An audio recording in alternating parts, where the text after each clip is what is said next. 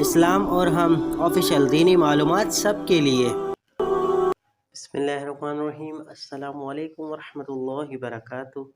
اس video کو آخر تک ضرور دیکھیے گا، ثواب کی نیت کے ساتھ دوستوں کے ساتھ شیئر بھی ضرور کیجیے گا۔ اگر آپ چینل پر نئے ہیں تو چینل کو ضرور سبسکرائب کرنا نہ بھولیے۔ مہنگائی اور قحط کنٹرول کرنے کا واحد طریقہ۔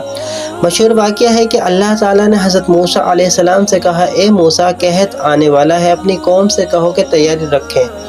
حضرت موسیٰ علیہ السلام نے یہ پیغام اپنی قوم کو پہنچا دیا تو ان کی قوم نے اپنے گھروں کی دیواروں میں سوراخ بنا دیے تاکہ قحط اور سختی کی صورت میں ساتھ والے گھر کی مدد کر سکیں، اور اس طرح یہ سخت دن گزر جائیں گے۔ کچھ وقت گزرا لیکن قحط نہیں پڑا۔ حضرت موسیٰ علیہ السلام نے اللہ تعالیٰ سے پوچھا تو جواب ملا کہ تمہاری قوم نے آپس میں ایک دوسرے پر رحم کیا تو میں کیوں نہ ان پر رحم کروں، اس لیے قحط نازل نہیں ہوا۔ موجودہ مہنگائی کے دور میں ایک دوسرے پر رحم کریں تاکہ خدا بھی ہم پر رحم کرے۔ مہنگائی کے اس سخت دور میں ہمیں اپنے رشتہ دار، دوستوں اور پڑوسیوں کا خاص خیال رکھنا چاہیے۔ اکثر دیکھا جاتا ہے کہ ہم تو الٹا ہی چلتے ہیں۔ حکومت اگر کسی چیز کو 1 روپے مہنگا کر دے تو ہمارے تاجر حضرات اس چیز کو 20 روپے مہنگا کر کے ذمہ داری حکومت پر ڈال دیتے ہیں۔